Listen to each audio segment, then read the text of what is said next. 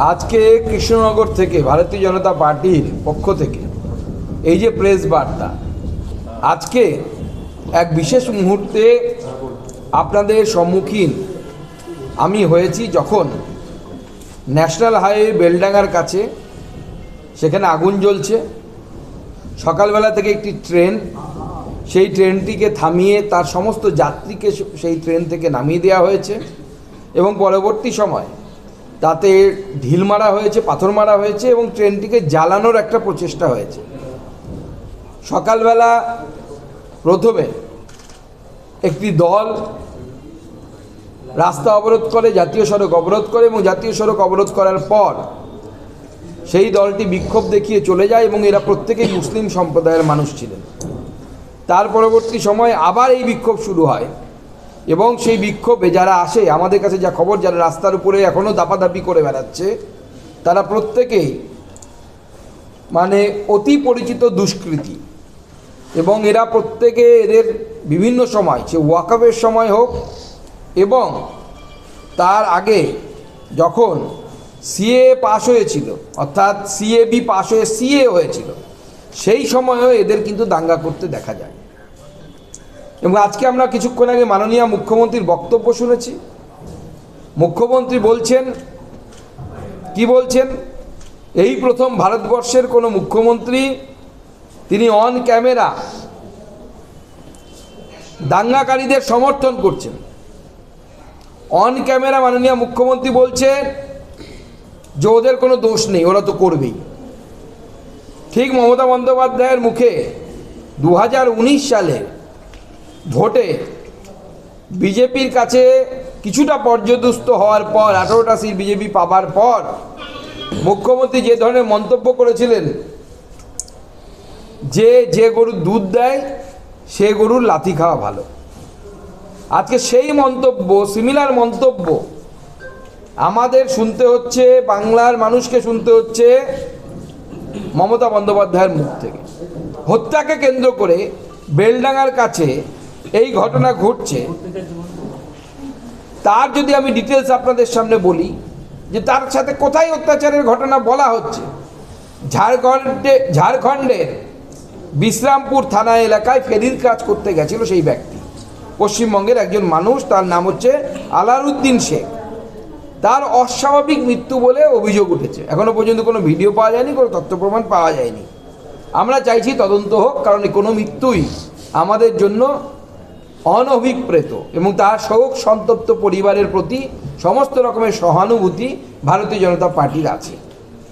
কিন্তু প্রশ্ন হচ্ছে যে এই যে ঝাড়খণ্ডের বিশ্রামপুর এলাকা, ঝাড়খণ্ড সরকার তো বিজেপির সরকার নয়, ঝাড়খণ্ড সরকারে তো মুখ্যমন্ত্রীর ভাই, মুখ্যমন্ত্রীর বন্ধু সরকার সেখানে তো বসে আছে, হেমন্ত সোরেন সাহেব। সেখানে তো ভারতীয় জনতা পার্টির সরকার নেই। তবে এই যে আলারউদ্দিন শেখের যদি কোনো মৃত্যু হয় অত্যাচারের ফলে, তার দায় ভারতীয় জনতা পার্টির উপর মমতা বন্দ্যোপাধ্যায় কেন চাপাচ্ছেন? এই প্রশ্নের উত্তর দিতে হবে। চাকুলিয়াতে কিভাবে তৃণমূল কংগ্রেসের গুন্ডা বাহিনী দ্বারা বিডিও অফিসের ভ্যান্ডালিজম চলেছে, বিডিও অফিস ভেঙে তছনছ করে দেওয়া হয়েছে। শুধু তাই নয়, সেখানে মহাত্মা গান্ধীর একটি মূর্তি ছিল, সেই মূর্তিটির মুণ্ডচ্ছেদন, শিরচ্ছেদন করা হয় বিডিও অফিসের মধ্যে। এবং সেই মূর্তির মাথাটি, অর্থাৎ মহাত্মা গান্ধীর, যাকে নিয়ে আমাদের মুখ্যমন্ত্রী এত উতালা, যার নামে নাকি উনি ওনার 100 দিনের কাজের প্রকল্প না কোন প্রকল্পর নামকরণ করেছেন উনি, তার মূর্তিকে যেভাবে ভুলুণ্ঠিত করা হলো, যেভাবে ভেঙে চুরমার করে দেওয়া হলো। অবশ্য আজকে সকাল থেকে সেই মাথাটার খুঁজে পাওয়া যাচ্ছে না, সেটা পুলিশ হয়তো নিয়ে পালিয়ে লুকিয়ে রেখেছে। সেই পরিস্থিতি তৈরি হয়েছে গতকাল চাকুলিয়াতে। ফারাক্কাতে দেখলাম আমরা বিধায়ক মনিরুল ইসলাম, তিনি তার নেতৃত্ব দিয়ে ভাঙচুর করাচ্ছেন বিডিও অফিসের মধ্যে। তারপরে সেখানে তিনি কি মন্তব্য করছেন, যখন রামের ফর্ম আসছে, রামের কাছ থেকে নাকি কোনো ডকুমেন্ট চাওয়া হচ্ছে না, আর রহিমের নাম এলে পরে নাকি 14 গোষ্ঠীর ডকুমেন্ট চাওয়া হচ্ছে। আমার প্রশ্ন মমতা বন্দ্যোপাধ্যায়ের কাছে যে এই যে ডকুমেন্ট কারা দেখছেন, AERO ERO এরা ডকুমেন্ট দেখছেন। AERO কারা? Block development officer. ERO হচ্ছে SDO, যারা দুজনেই পশ্চিমবঙ্গ সরকারের অফিসার। শুধু তাই নয়, SIR এর আগে, SIR চালু হওয়ার আগে আপনারা যদি মনে করে দেখেন, গোটা রাজ্য জুড়ে BDO SDOদের ট্রান্সফার অর্ডার, বিরাট বড় ট্রান্সফার অর্ডার বেরিয়েছিল। এখানকার বিডিওকে তুলে নিয়ে ওখানে, ওখানকার বিডিওকে তুলে নিয়ে এখানে SDOকে ট্রান্সফার করা, সমস্ত কিছু হয়েছিল এবং প্রচুর DM এর ট্রান্সফার হয়েছিল। আমার প্রশ্ন, এই ট্রান্সফারটা কি উদ্দেশ্যপ্রণোদিতভাবে করা হয়েছিল? যে SIR এলে পরে বা SIR শুরু হলে পরেই এই দলদাস বিডিওরা বিভিন্ন জায়গায় এমন এক পরিস্থিতি তৈরি করবে যেন সেই পরিস্থিতির মধ্যে দিয়ে একটা বিশৃঙ্খলা যেন গোটা পশ্চিমবঙ্গে সৃষ্টি হয়। এবং এই বিশৃঙ্খলা তৈরি হলে মমতা বন্দ্যোপাধ্যায় তার দুধেল গায়ে বাহিনী, লেঠেল বাহিনীকে নামিয়ে দেবে এবং সেই লেঠেল বাহিনীরা হিন্দুদের উপর আক্রমণ করবে। মমতা বন্দ্যোপাধ্যায় যেখানে helplessness, on camera Mamata Bandyopadhyay বলছেন মিডিয়ার সামনে এসে, আমার কি করার আছে, আমি কিভাবে এদেরকে কন্ট্রোল করব। লজ্জা লাগা উচিত আমাদের মুখ্যমন্ত্রী। একজন মুখ্যমন্ত্রী যিনি হোম মিনিস্টারের দায়িত্ব সামলাচ্ছেন, তিনি দাঙ্গাকারীদের সামনে আত্মসমর্পণ করছেন, বলছে আমি এদেরকে আটকাবো কি করে। আরে পারবেন না, চেয়ার ছেড়ে চলে যান, আমরা দেখিয়ে দেবো কিভাবে এই দাঙ্গা বন্ধ করতে হয়। আধা ঘন্টার মধ্যে সব বাড়িতে ঢুকিয়ে দেবো। আর যারা বাড়িতে ঢুকবে না তাদের যেখানে পাঠানোর সেখানে পাঠানোর ব্যবস্থা করে দেবো। উত্তরপ্রদেশে তো 2 কোটি নাম বাদ গেছে, পশ্চিমবঙ্গে তো 58 লক্ষ মাত্র। কোথায়? সেখানে তো কেউ দাঙ্গা করছে না, দাঙ্গা করার সাহস হচ্ছে না, কারণ তারা জানে সেখানে বিজেপি আছে। দাঙ্গা করতে এলে একদম যা ব্যবস্থা নেওয়া দরকার আমাদের সরকার সেখানে নেয়।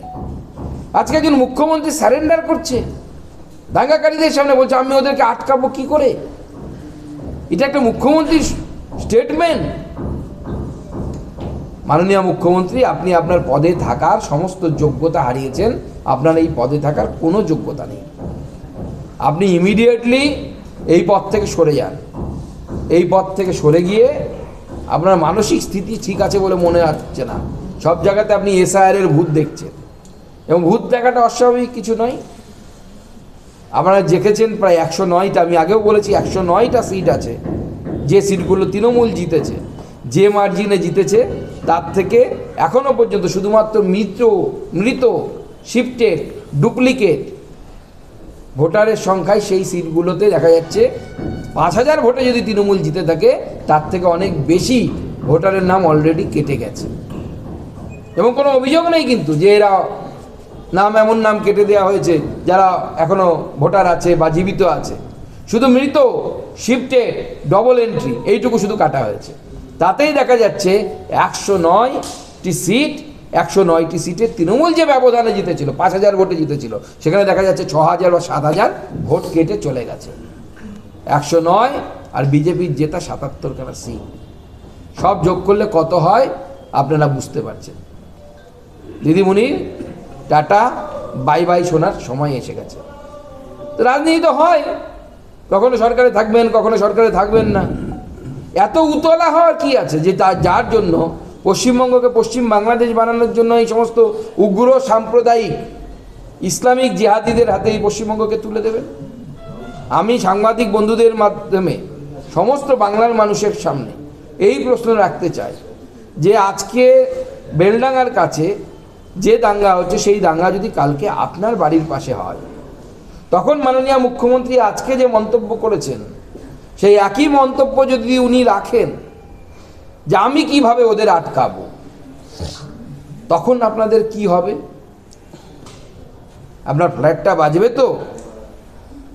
আজকে একজন মহিলা সাংবাদিককে ধরে সেখানে চুল টানা হয়েছে, তার পা ধরে টানা হয়েছে, এবং সেই ঘটনা গণতন্ত্রের উপর শুধু আঘাত তাই নয়, এই ঘটনা আমরা মাঝে মাঝে গল্প শুনি, ইংল্যান্ডে নাকি এই ধরনের গ্রুমিং গ্যাং আছে, আর এবং খেলাও আছে সৌদি আরব এবং তার সংলগ্ন এলাকায়, যেখানে মহিলাদেরকে একদল পুরুষ ঘিরে ধরে এবং তারপরে তার ওপর এই ধরনের শ্লীলতাহানিমূলক অত্যাচার হয়।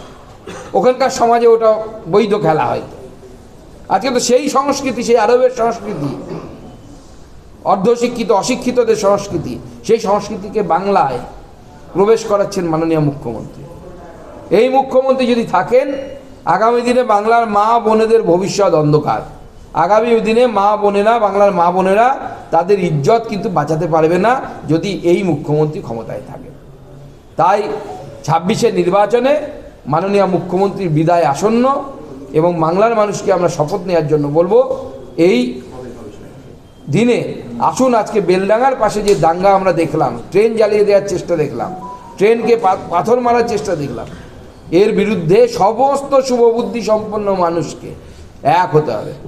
এমনকি যারা শিক্ষিত মুসলিম, অসাম্প্রদায়িক মুসলিম, যারা গান গাওয়াকে হারাম মনে করেন না, নিজের ছেলে মেয়েকে গান গাওয়ান, কবিতা আবৃত্তি শেখান, রবীন্দ্রসঙ্গীত শেখান, সকলকে এক ছাদের তলায় আসতে হবে। নাহলে যেভাবে ছায়ানটকে বাংলাদেশে ধ্বংস করে দেওয়া হলো, হারমোনিয়াম ভেঙে ফেলা হলো, তবলা ভেঙে ফেলা হলো, হারমোনিয়াম জ্বালিয়ে দেওয়া হলো, সেই ধরনের পরিস্থিতি আগামী দিনে আপনারা রবীন্দ্র সদনে বা ভিক্টোরিয়া চত্বরে হয়তো আমরা দেখতে পেতে পারি, কলকাতার বুকে পেতে পারি। তাই আমাদের এখন সজাগ হওয়ার সময় এসেছে এবং আমরা সকলের কাছে আহ্বান রাখছি, সকল শুভবুদ্ধি সম্পন্ন মানুষের কাছে, যে আসুন আমরা সকলে মিলে সামনের দিকে একত্রিত হয়ে এগিয়ে আসি এবং এই সাম্প্রদায়িক শক্তি যে ভস্মাসুর মাননীয় মমতা বন্দ্যোপাধ্যায় তৈরি করেছেন শুধুমাত্র ভোট ব্যাংকের জন্য, এই ভস্মাসুরের হাত থেকে পশ্চিমবঙ্গকে রক্ষা করবে।